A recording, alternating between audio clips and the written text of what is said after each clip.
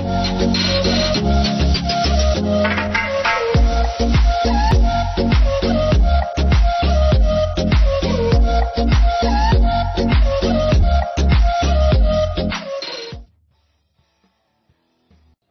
আলাইকুম সবাইকে।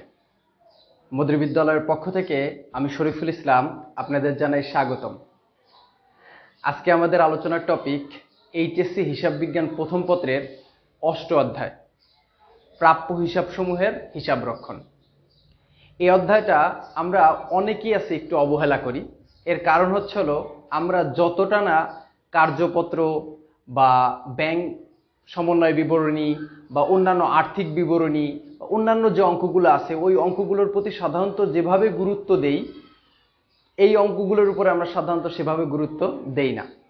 তো এই অধ্যায়টা যাতে খুব সহজেই আমরা পরীক্ষার হলে আনসার করতে পারি তার একটা চেষ্টা থাকবে আমাদের এই ক্লাসে। তো চলুন প্রিয় বন্ধুরা, আগে আমরা একটু জেনে নেই যে বোর্ড পরীক্ষায় এখান থেকে সাধারণত কি ধরনের কোশ্চেন আমাদের কাছে জানতে চাওয়া হয়। তো আমি একটা নমুনা প্রশ্ন লিখে রেখেছি, একটু খেয়াল করলে আপনারা জিনিসটা বুঝতে পারবেন। তো এখানে আমরা লিখে রেখেছি সৃজনশীলের যেসব প্রশ্ন আসে এই অধ্যায়টা থেকে। তো ক দাগে সাধারণত এই দুইটা প্রশ্নের বাইরে কখনোই অন্য কোনো প্রশ্ন আসে না। সে প্রথমটা কি, অনাদায়ী পাওনা নির্ণয় করতে বলে। যে অনাদায়ী পাওনা, এটাকে অনেকে বলে অনাদায়ী পাওনা খরচ, একই কথা। অনাদায়ী পাওনাও যা, অনাদায়ী পাওনা খরচও তাই, একই কথা। অনেকে এটাকে অনাদায়ী পাওনা না বলে কুরিন বলে, কুরিন বললেও একই কথা। এরপরে আসে অনাদায়ী পাওনা সঞ্চিতি। অনাদায়ী পাওনা সঞ্চিতিটা অনেক সময় ক দাগে নির্ণয় করতে বলে। ক্লিয়ার? আচ্ছা, খ দাগে সাধারণত আসবে জাবেদা। এই অধ্যায়ের জন্য বিশেষ কিছু জাবেদা আছে, সেই বিশেষ এখানে আমি 5টা জাবেদা লিখে রাখছি। মানে 5টি জাবেদা আমরা এই অধ্যায়ে শিখবো। মাত্র 5টি জাবেদা জানলে এই অধ্যায়ের ইনশাল্লাহ 100% আপনি 10-এ 10 পাবেন। সেই 5টা জাবেদা আমরা ইনশাল্লাহ শিখবো এবং ওই 5টা জাবেদা পারলে ইনশাল্লাহ এটা কভার হয়ে যাবে। গ দাগে হলো খতিয়ান। তো খতিয়ান আসে, আমরা সবাই জানি খতিয়ান তো সাধারণত জাবেদা করতে হয়, জাবেদা থেকে কি করতে হয়, খতিয়ান প্রস্তুত করতে হয়। তো এখানে আপনার খতিয়ানের ভিতরে কি কি খতিয়ান সাধারণত আসে সেগুলো হলো প্রাপ্য হিসাব করতে বলে, অনাদায়ী পাওনা হিসাব করতে বলে, আরেকটা হলো অনাদায়ী পাওনা সঞ্চিতি হিসাব করতে বলে। সাধারণত এই হিসাবগুলোই আপনার টি ছকে বা চলমান যে ছকে করে দেখাতে হবে। এবার আবার গ নাম্বারে আমরা লিখে রেখেছি, কেননা গ নাম্বারে যে সবসময় খতিয়ান আসবে ব্যাপারটা এমন না। মাঝে মাঝে এখানে আর্থিক বিবরণীতে প্রাপ্য হিসাব দেখাও, এরকম একটা প্রশ্ন বোর্ডে কিন্তু অসংখ্যবার এসেছে। তো এটাও আমরা ইনশাল্লাহ সলভ করব একদম খুব সহজ নিয়মে। তো সাধারণত এই 4টা প্রশ্নই, মানে এই 4টা প্রশ্নই ঘুরে পেঁচায় কিন্তু এই অধ্যায়ে সৃজনশীল আকারে আসে। তো এই 4টা প্রশ্ন সম্পর্কে আমাদের মানে খুব ভালো মতন ধারণা নিতে হবে। তো আজকের ক্লাসে আমরা প্রথমে যে জিনিসটা মোস্ট ইম্পর্ট্যান্ট সেটা হলো আমাদের এই অধ্যায়ের অনাদায়ী পাওনা খরচ কিভাবে নির্ণয় করে, বা এই যে ক দাগ অনাদায়ী পাওনা কিভাবে নির্ণয় করে এটা শিখব। পাশাপাশি আমরা অনাদায়ী পাওনা সঞ্চিতি কিভাবে নির্ণয় করে এটাও আমরা শিখব। এখন আপনি কিন্তু বলতে পারেন যে স্যার ক দাগে শুধু এইটুকুই আজকে শিখবো। হ্যাঁ, আজকে এটুকুই শিখবে। কেন শিখবো? কেননা এটুকু কিন্তু খুবই গুরুত্বপূর্ণ। কেননা এইটার যে জের, অনাদায়ী পাওনার যে জের, এটা কিন্তু এই সরাসরি জাবেদার ভিতরে যায়। সুতরাং আপনার অনাদায়ী পাওনা খরচটা খুব ভালোভাবে নির্ণয় করা শিখতে হবে। তো চলুন প্রিয় বন্ধুরা, আজকে আমরা প্রথমে শিখি কিভাবে অনাদায়ী পাওনা খরচ, কিংবা এখানে বলছে যে চার্জযোগ্য অনাদায়ী পাওনা খরচ নির্ণয় করে। তো এজন্য এখানে আমি 4টা জিনিস লিখে রেখেছি। আপনার এই 4টা জিনিস একদম মুখস্থ করে ফেলবেন। সেই 4টা জিনিস কি? প্রথমে দেখেন লেখা আছে অনাদায়ী পাওনা, এরপর লেখা আছে নতুন অনাদায়ী পাওনা, তারপর নতুন অনাদায়ী পাওনা সঞ্চিতি, তারপরে পুরাতন অনাদায়ী পাওনা সঞ্চিতি। এরকম 4টা জিনিস লেখা আছে। প্রথম 3টা প্রথম সবগুলো যোগ করব এবং শুধু শেষেরটা আমরা বিয়োগ করব। এই যে পুরাতন অনাদায়ী পাওনা সঞ্চিতি আমরা কি করব? বিয়োগ করব, আর বাকিগুলো সব যোগ করব। তার মানে কি, অনাদায়ী পাওনা যোগ নতুন অনাদায়ী পাওনা যোগ নতুন অনাদায়ী পাওনা সঞ্চিতি মাইনাস পুরাতন অনাদায়ী পাওনা সঞ্চিতি। এভাবে করলে শেষে যেটা উত্তর বের হবে ওইটাই হলো কি আমাদের অনাদায়ী পাওনা খরচ, কিংবা এইটা চার্জযোগ্য অনাদায়ী পাওনা খরচ, একই কথা। ওকে, তো এটা তো আমরা বুঝলাম অনাদায়ী পাওনা খরচ কিভাবে নির্ণয় করব। এখন জিনিসটা দেখতে যতটা সহজ, আসলে ব্যাপারটা কিন্তু অতটা সহজ না। কেননা এখানে কিন্তু অনেক সময় একটু প্যাচ দিয়ে দেয়, সেই প্যাচটা আজকে আমি একটু ছাড়াবো। আপনারা সবাই মাথায় রাখবেন, অনাদায়ী পাওনা এটা মূলত দুই রকমের হয়। কয় রকমের হয়? দুই রকমের হয়।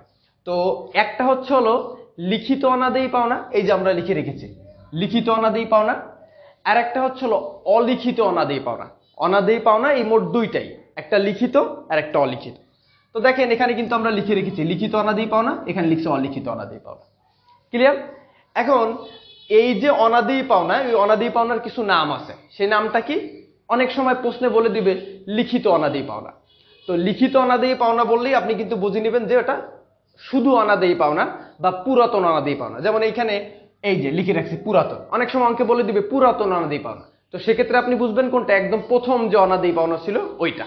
ক্লিয়ার? এরপরে এই যে নতুন অনাদায়ী পাওনা, এটারও কিন্তু বেশ কিছু নাম আছে। যেমন এখানে আমরা লিখে রেখেছি অলিখিত অনাদায়ী পাওনা, অসমন্বয়কৃত অনাদায়ী পাওনা, লিখিতব্য অনাদায়ী পাওনা, এরকম। তো এইগুলোর মানে হচ্ছে হলো নতুন অনাদায়ী পাওনা। যদি এরকম তিনটা এই ওয়ার্ডের যে কোনো একটা কোথাও লেখা দেখেন, তাহলে বুঝবেন যে এটা হচ্ছে হলো নতুন অনাদায়ী পাওনা। ক্লিয়ার প্রিয় বন্ধুরা? এরপরে 3 নম্বরে যেটা লিখেছি আমরা, সেটা হচ্ছে হলো যোগ নতুন অনাদায়ী পাওনা সঞ্চিতি। তো দেখেন এই নতুন অনাদায়ী পাওনা সঞ্চিতিটা, এটা সাধারণত প্রশ্নে পার্সেন্টেজ আকারে দেওয়া থাকবে, মানে শতকরা আকারে। এর জন্য আমরা পাশে একটা পার্সেন্টেজ দিয়ে রাখছি। এটা হতে পারে 5%, এটা হতে পারে 10%, এটা হতে পারে 15%, যে কোনো এরকম একটা শতকরা দেওয়া থাকবে, প্রশ্নেই দেওয়া থাকবে। তো সেটা এভাবে লেখা থাকতে পারে যে অনাদায়ী পাওনা সঞ্চিতি ধরো। এখন এই অনাদায়ী পাওনা সঞ্চিতিটা নিয়ে একটু এই পাশে আমরা একটু লিখে রেখেছি, কারণ এই যে অনাদায়ী পাওনা সঞ্চিতি, আপনারা একটু মাথায় রাখবেন, এই যে চারটা আমি লিখেছি, এই চারটার ভিতরে সব থেকে ঝামেলা যেটা নির্ণয় করার, সেটা হচ্ছে এইটা, এই যে নতুন অনাদায়ী পাওনা সঞ্চিতি, এই শতকরা আকারে যেটা দেওয়া থাকবে। এটা বের করার জন্য একটা কথা শুধু মাথায় রাখতে হবে, সিম্পল।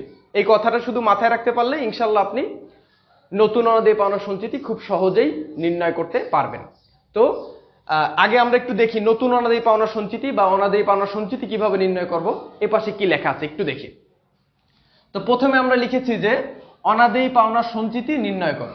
কিভাবে অনাদায়ী পাওনা সঞ্চিতি আমরা নির্ণয় করতে পারি? তো প্রথমে আপনারা যেটা মাথায় রাখবেন, এখানে আমরা লিখে রেখেছি, মনে রাখবে অনাদায়ী পাওনা সঞ্চিতি সব সময় নিট প্রাপ্য হিসাব থেকে, কি থেকে? নিট প্রাপ্য হিসাব থেকে নতুন অনাদায়ী পাওনা, ভালো করে মাথায় রাখবেন, নতুন অনাদায়ী পাওনা বাদ দিয়ে তারপর ধার্য করতে হবে।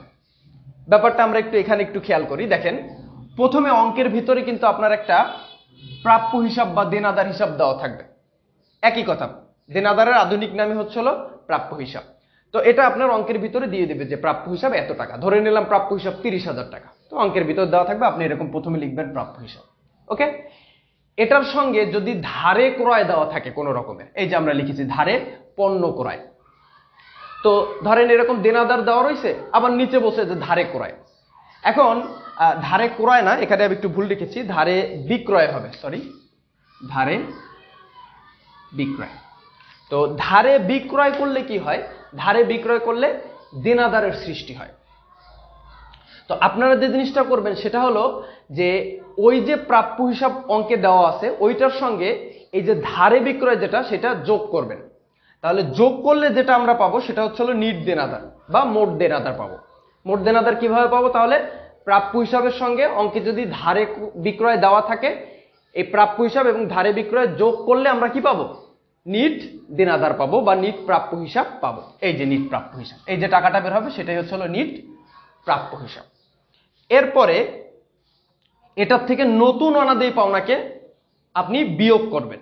এখানে একটু খুব ভালো মতন মাথায় রাখতে হবে। দেখেন এখানে কিন্তু প্রথমটা হচ্ছে হলো লিখিত বা পুরাতন অনাদায়ী পাওনা, আর দ্বিতীয়টা যেটা লিখছি সেটা হচ্ছে হলো অলিখিত বা নতুন অনাদায়ী পাওনা। এই যে আমরা লিখছি অলিখিত বা নতুন অনাদায়ী পাওনা। তো আমরা এখানে নিট দেনাদার থেকে, এই যে নিট দেনাদার থেকে কাকে বিয়োগ করব? লিখিত অনাদায়ী পাওনাকে নাকি অলিখিত অনাদায়ী পাওনাকে? আমরা 2 নাম্বারটা বিয়োগ করব, মানে অলিখিত অনাদায়ী পাওনাকে সবসময় বিয়োগ করব। একদম এটা মাথায় একদম গেঁথে ফেলবেন যে আমরা অলিখিত অনাদায়ী পাওনা বা নতুন অনাদায়ী পাওনা যেটা, সেটাকে আমরা কি করব? নিট দেনাদার থেকে বিয়োগ করব। এই যে আমরা নিট দেনাদার থেকে নতুন অনাদায়ী পাওনাকে কি করলাম, বিয়োগ করলাম। এটার থেকে এটা বিয়োগ করলে যে টাকাটা বের হবে, এই যে টাকাটা বের হবে, এই টাকাটার উপরেই আপনার অঙ্কে যে শতকরাটা দিবে, যে এত টাকা অনাদায়ী পাওনা সঞ্চিতি ধার্য করো, সেই শতকরাটা দিয়ে আপনার কি করতে হবে, এটার সঙ্গে পার্সেন্টেজ করতে হবে। এই টাকাটা এখানে আমরা লিখেছি, লেখার উপর পরে এখানে গুণন দিছি, গুণন দিয়ে কত পার্সেন্ট, ধরেন অঙ্কে বলছে অনাদায়ী পাওনা সঞ্চিতি 10%, এই যে এখানে পার্সেন্টের এখানে লেখা আছে 10%, সেক্ষেত্রে আপনারা কি করবেন, 10% করবেন। এই যে এই টাকাটার উপরেই কত পার্সেন্ট, 10% করবেন। 10% করলেই যেটা বের হবে সেইটাই হচ্ছে হলো অনাদায়ী পাওনা সঞ্চিতি। ক্লিয়ার? তাহলে আমি যদি এক কথায় বলি যে এই অনাদায়ী পাওনা সঞ্চিতি বা নতুন অনাদায়ী পাওনা সঞ্চিতি এটা কিভাবে বের করবেন, এটা বের করার জন্য সর্বপ্রথম আপনার নিট দেনাদার হিসাবটাকে বের করতে হবে। এখন নিট দেনাদার আমরা কিভাবে বের করি, প্রথমে প্রাপ্য হিসাবের সঙ্গে আমরা ধারে বিক্রয়কে যোগ করি, যোগ করলেই আমরা কি পাই, নিট দেনাদার বা মোট দেনাদার। এই মোট দেনাদার থেকে আমরা অবশ্যই এইটার যে 2 নম্বরে যেটা আছে সেটা হচ্ছে হলো কি, নতুন অনাদায়ী পাওনা। আমি আবার বলছি, নতুন অনাদায়ী পাওনা, এইটাকে আমরা কি করব, মাইনাস করব, বিয়োগ করব। বিয়োগ করলেই আমার যে উত্তরটা বের হবে, ওই উত্তরের উপরেই আমরা এই যে শতকরাটা দেওয়া থাকবে অঙ্কে, পার্সেন্টেজটা দেওয়া থাকবে, এরকম বলে দিবে যে এত পার্সেন্ট অনাদায়ী পাওনা সঞ্চিতি ধার্য করো, এই যে বলে দিবে। তো ওই শতকরাটা করলেই আমার যে উত্তরটা বের হবে ওইটাই হচ্ছে কি হলো আমাদের কি, নতুন অনাদায়ী পাওনা সঞ্চিতি। এরপরে আমরা এই যে এখানে নতুন অনাদায়ী পাওনা সঞ্চিতির এটা করার পরে যে টাকাটা বের হবে সেই টাকাটা এখানে লিখবো এবং যোগ করব। যোগ করার পরে আমরা সবার শেষে যে একটা সঞ্চিতিকে বিয়োগ করব, ওটাকে বলা হয় পুরাতন অনাদায়ী পাওনা সঞ্চিতি। এই টাকাটা আপনার একদম উদ্দীপকে দিয়ে দিবে, প্রশ্নে সরাসরি প্রশ্নে দিয়ে দিবে। এখন সবসময় কিন্তু প্রশ্নে পুরাতন অনাদায়ী পাওনা সঞ্চিতি নামে থাকবে না, অনেক সময় অঙ্কে বলে দিবে যে অনাদায়ী পাওনা সঞ্চিতি ধরেন 5,000 টাকা বলে দিল অনাদায়ী পাওনা সঞ্চিতি। এখন এইটা যে পুরাতন অনাদায়ী পাওনা সঞ্চিতি নাকি নতুন অনাদায়ী পাওনা সঞ্চিতি সেটা কিভাবে বুঝবেন, সেটা হচ্ছে হলো বছরের শুরুর তারিখ দেওয়া থাকবে। যদি কোথাও এই যে ধরেন এই পুরাতন, এটা আমি ঢেকে দিলাম, যদি কোথাও লেখা দেখেন যে অনাদায়ী পাওনা সঞ্চিতি, লিখে লেখা আছে 1/1/2021, তার মানে যেহেতু 1/1 মানে কি জানুয়ারি মাসের 1 তারিখ, তার মানে এটা কি বছরের শুরু, যেহেতু বছরের শুরুর তারিখ অবশ্যই চোখ বুঝে ওটাকে আপনি কি লিখে দিবেন, পুরাতন অনাদায়ী পাওনা সঞ্চিতি। ক্লিয়ার? ওটাকে কিন্তু নতুন অনাদায়ী পাওনা সঞ্চিতি ধার্য করা যাবে না বা ধরা যাবে না বা মনেও করা যাবে না। শুরুর তারিখ দেওয়া থাকলেই ধরে নেবেন ওটা কি পুরাতন অনাদায়ী পাওনা সঞ্চিতি। আর যদি কোনো কারণে বলেই দেয় যে পুরাতন অনাদায়ী পাওনা সঞ্চিতি এত টাকা, তাহলে তো কথাই নেই, আমরা সরাসরি ওটা নিব। ক্লিয়ার? আর এই নতুন অনাদায়ী পাওনা সঞ্চিতি সবসময় পার্সেন্টেজ আকারেই দেওয়া থাকবে। তো এটা হচ্ছে কি হলো আমরা কিভাবে অনাদায়ী পাওনা এবং অনাদায়ী পাওনা সঞ্চিতি নির্ণয় করি সেটা আমরা আজকে একদম ক্লিয়ার হলাম। আশা করি প্রিয় বন্ধুরা আপনারা অনেক ভালো মতন এই বিষয়টা বুঝতে পেরেছেন। তারপরেও যদি কোনো রকম কোনো প্রশ্ন আপনাদের মনে আসে, আপনারা অবশ্যই মোদের বিদ্যালয়ের যে গ্রুপ আছে সেই গ্রুপে যেতে পারেন, সেখানে যেয়ে আপনারা আপনাদের সমস্যার বিষয়ে লেখালেখি করতে পারেন। ওখানে আমি যুক্ত থাকি, আমি চেষ্টা করব আপনাদের প্রশ্নগুলো বা আপনাদের সমস্যাগুলোর একটু সমাধান দেওয়ার। আর প্রিয় বন্ধুরা এই ক্যালকুলেশনগুলো করার পরে যেটা বের হবে ওইটাই হচ্ছে কি অনাদায়ী পাওনা খরচ, আর এই পার্সেন্টেজটা করার পরে যেটা বের হবে ওইটা হচ্ছে অনাদায়ী পাওনা সঞ্চিতি। তো আশা করি আজকের ক্লাসে অনাদায়ী পাওনা এবং অনাদায়ী পাওনা সঞ্চিতি কিভাবে নির্ণয় করবেন সেটা আমি খুব ভালো মতন আপনাদের বুঝিয়ে দিতে পেরেছি। তো পরবর্তী ক্লাসে এই অধ্যায়ের অনেক ইম্পর্ট্যান্ট একটা টপিক, সেটা হচ্ছে 5টি জাবেদা। কোন 5টি জাবেদা করলে আপনাদের এই প্রাপ্য হিসাবের হিসাব রক্ষণ একদম 100% ক্লিয়ার হয়ে যাবে, সেই 5টি জাবেদা নিয়ে আপনাদের সামনে আমি হাজির হব। এবং তারপরের দিন ইনশাল্লাহ খতিয়ান এবং এই যে প্রাপ্য হিসাবকে কিভাবে আপনি আর্থিক বিবরণীতে দেখাবেন এই প্রশ্নগুলোর একে একে ধারাবাহিক সমাধান নিয়ে হাজির হব। আমাদের জন্য অনেক দোয়া করবেন, আমাদের সাপোর্ট করবেন, ধারাবাহিকভাবে ক্লাসগুলো করবেন। ইনশাল্লাহ এই অধ্যায়ে আপনাদের কোনো সমস্যা থাকবে না। আসসালামু আলাইকুম।